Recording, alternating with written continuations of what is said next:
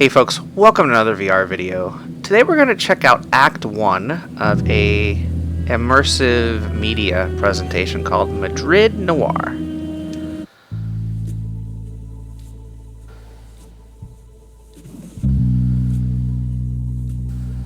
So we got a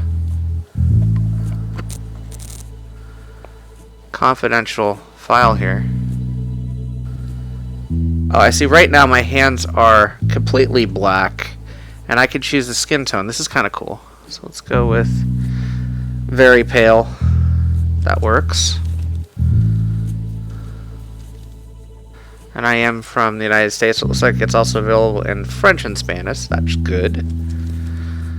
Especially for those in Europe. I believe this actually debuted at Tribeca and ConXR and all of those. So it says to play the reel. So put that reel on. Oh, and it says Madrid Noir full experience. What if I click other buttons? It just says full experience. Okay. So play the reel. We're gonna hit the play button. Let's see what happens.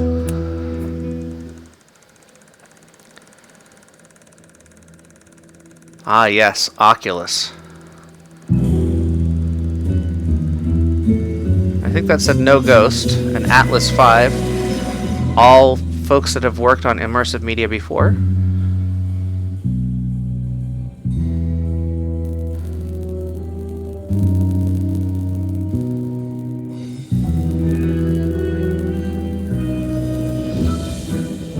Folks that worked on this also worked on Battle Scar and Gloomy Eyes, which were also really good pieces of immersive media for VR.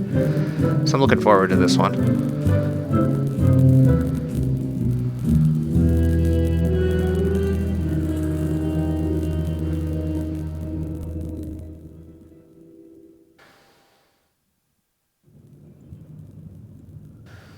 Back at the desk again, it looks like.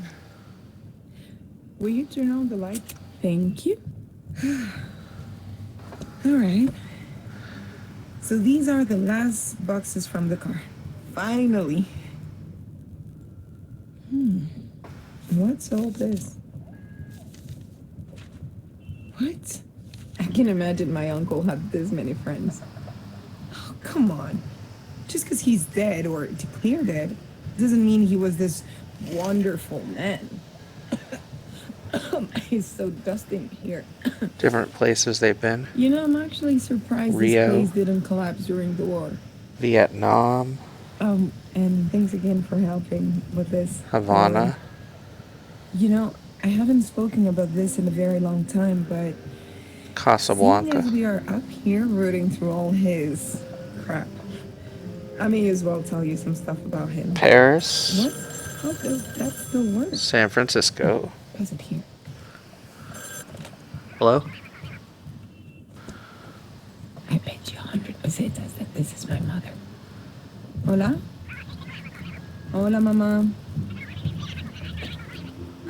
We're just starting now. Because we only just got here? I know, I'm counting down the days. Well, I'll only be back in time for the fitting if you let us get on with it. No, I'm not shouting. I'm not shouting. This is just my voice. She was shouting. Hola? Mama? Got this nice pipe.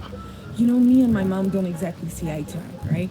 And now she's appointed herself as the wedding planner and... it's just too much. I wish I could be as excited as her, but... I don't know. I'm just not. Sometimes, I wish I could just run away from it all. Just escape to some paradise. Feel the sun on my skin, the salt in my hair. You know, cut my teeth on some proper adventures. Well, it's not the most practical plan, is it? Come on then. These boxes aren't gonna pack themselves.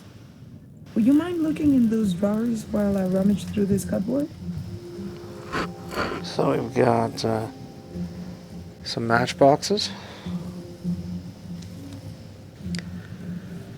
A coaster. Segovia's Viaduct, it says. Okay. There's some paper there, but nothing that jumps out. Let's see here. We've got a picture of flowers. Doesn't want to work. And nothing else actually comes out of that drawer, it seems. Let's open this one. We've got a ticket. It's like a ticket for like a subway. It's organized crime boss in prison. A pen.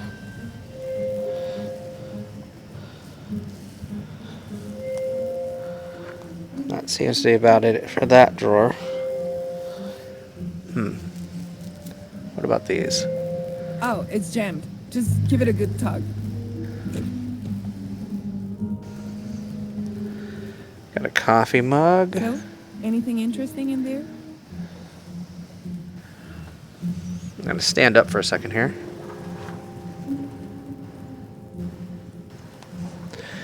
Nothing else in that drawer. Oh yeah, sorry. I was telling you about my uncle. Firstly, don't be fooled by the cheesy bow tie. This man had some real skeletons in his closet. I must have been 9 or 10 years old when I got sent here. I was a bit of a troublemaker growing up, and my parents thought I could use some old-fashioned Catholic discipline. Though when I got here, discipline was the last thing on my mind. Okay. So discipline was the last thing on her mind. So picture this. It's 1935, a beautiful summer in Madrid. I've just arrived off the train, and guess who's there to greet me? That's kind of a cool way to do a set piece. She was the cutest little ball of squiggly fun I've ever seen. Her name was Paquita. I didn't even know my uncle had a dog, and we fell in love instantly. That's what the dog bowl was for, under the desk. Oh, and at the time, I fancied myself as quite the little Sherlock Holmes. I mean, I probably read too many stories, but I couldn't wait to get out there and investigate my first real case. But Manolo, my uncle, really didn't have the same plan as me. He just wanted to sit around inside, twitching his mustache and rustling those stupid newspapers. This was going to be my summer. The worst part was, whenever he actually did anything, he would never tell me where he was going. He's got that bow tie. Never invite me, and he locked the door behind him. And I mean double bolted. So soon enough, my exciting adventure had turned into a bad case of cabin fever. I remember wondering if I could genuinely die of boredom. Eventually, things got so bad that I just started doing the housework, just for something to do. Of course, that didn't last very long. So, with nothing else to do, I started investigating anything I could get my hands on. Paquita is my wily sidekick, of course. But even Dad rattled my uncle's cage. And soon enough, he had enough. And in a bid to get rid of me, he gave me something. I had no clue what it was, but it didn't take me long to figure out that it was an old camera. As soon as I got the hang of it, that was it. I knew I had found my calling. I love taking photos of things, even just around the house, especially Paquita. Oh, she took quite a few knocks in the process, but I think she loved the attention. And for a while, I began to forget that I was trapping here. My uncle never joined in any of the fun, of course, or even noticed what we were up to. Now that I think about it, it must have been around that time that I started to realize that Manolo was barely home at all. It wasn't just during the day either. He was always sneaking out at night. He was like clockwork. As soon as I put my head down, there he was, shuffling across that same squeaky floorboard every night. Did he really think I wouldn't notice? Come on, I knew he was up to something. Something shifty. Something worth investigating. And so this went on night after night after night. This is such a cool, like, theatrical presentation. Through this whole Like live office, theater looking presentation, for but in VR. some sort of, I don't know, some sort of clue, but there was nothing. So instead, I started to document his movement. What time did he leave? What direction did he go? Which tram did he take? And I started snapping photos of him every time he crept away. Where is he? There he is.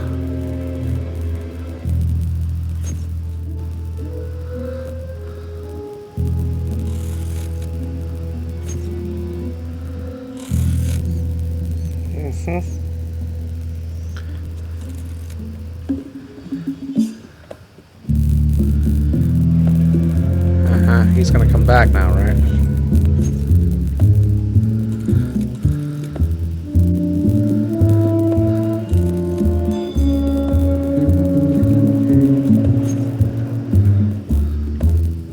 This is kind of fun. Again, not much you have to do here.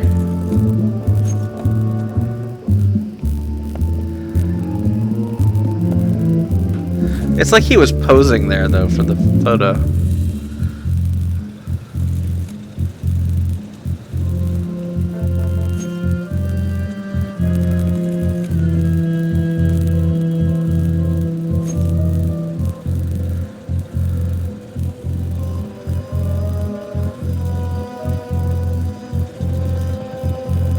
Shifty guy, eh?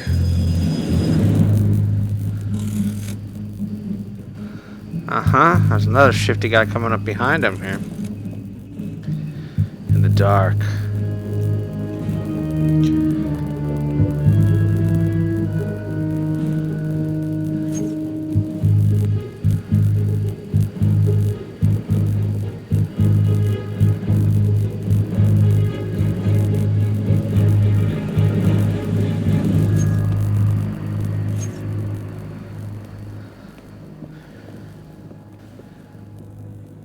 Now I notice it's got my hands and not hers, which is interesting.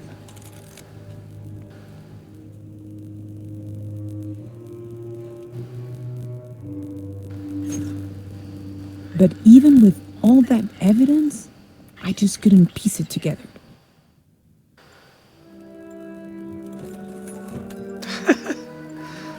To be honest, I was about to give up until this one day. This one day when he came in with this bag. And right away, you could just tell there was something odd about it. Now, I don't know what I expected to be in there, but I'll tell you now, it wasn't that. I never seen so much money before in my life. Where the hell did he got it from? And why? That was it.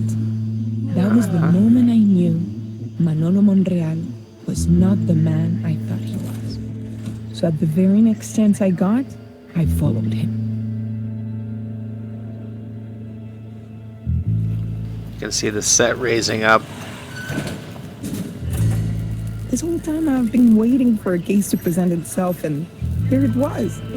I mean, look, you would follow him, wouldn't you? Okay, saying that now, yes, I can see that it was a bit crazy. But it was great.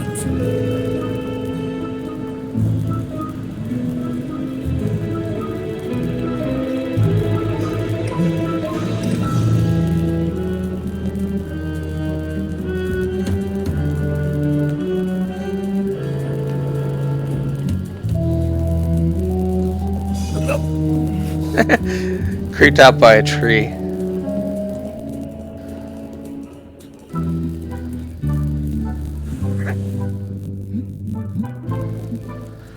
I love that they do the spotlights like it's an actual production. Like, This feels like I have actual actors in front of me, even though, of course, it's animated. It feels very much like a live theatrical presentation. It's great, but limitless at the same time.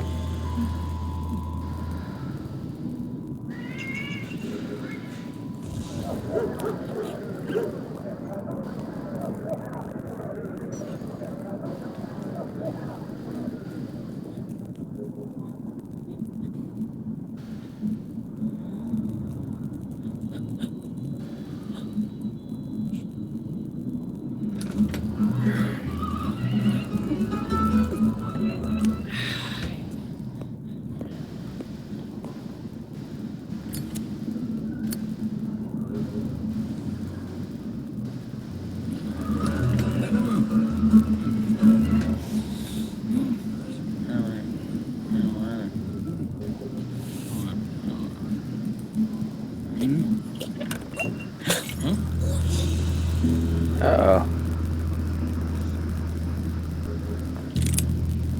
He's got a gun. That's pretty extreme.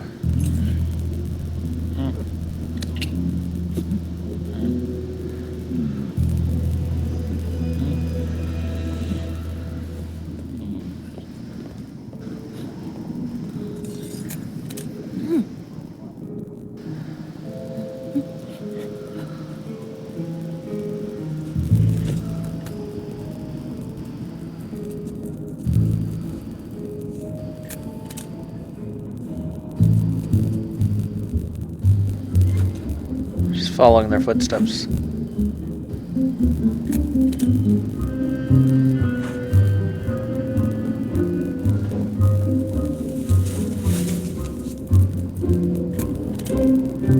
now I'm gonna miss this next scene because I can't turn around that way. I was on their tail, getting closer and closer to the truth. There and it goes. Suddenly,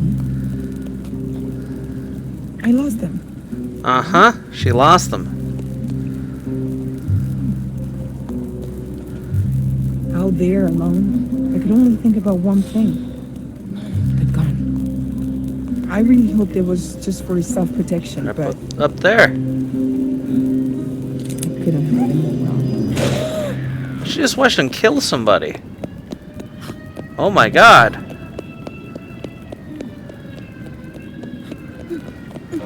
That is not what I expected.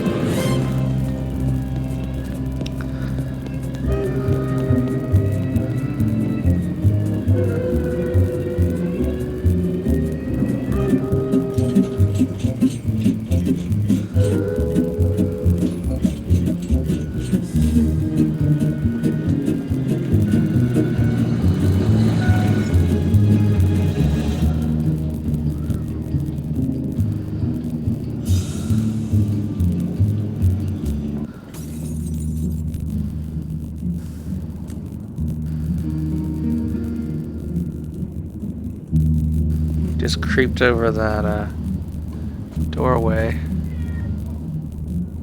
Where's the cat? Oh, there she is.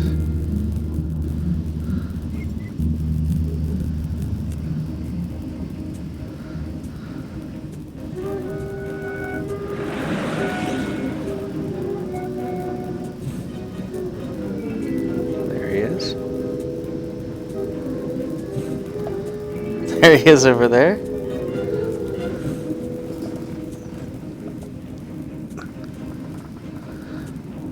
Trying to find him again. There he is up there. You see the little plunks. He's coming back. There he goes. There go the cops after him.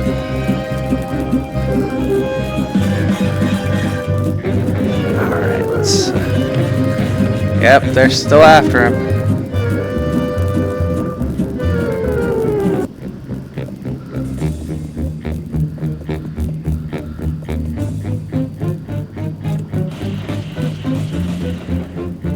Oh no. Bang, bang, bang, bang. That's not a good sign.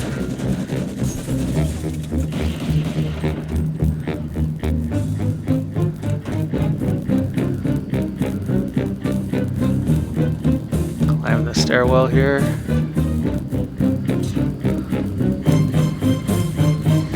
Cops are down there.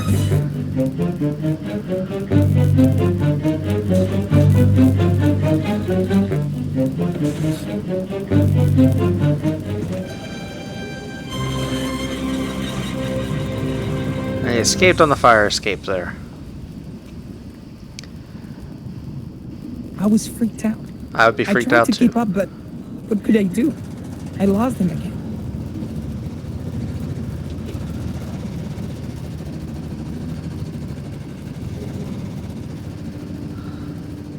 I don't even have a flashlight anymore. And then, strangely, fluttering about in the wind was his bow tie. I was the only one left on his tail.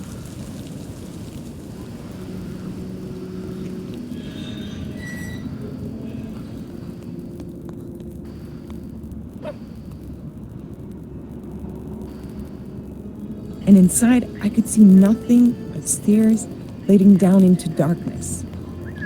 So in I went, and the darkness welcomed me.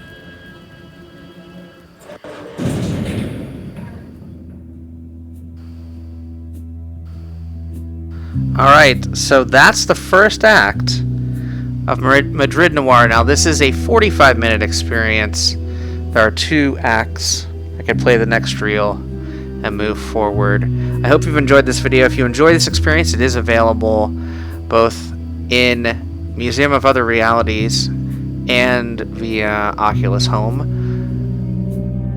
I'll be back with more content soon. Until next time, get out there and enjoy some VR for yourself. And thanks for watching. Bye-bye now.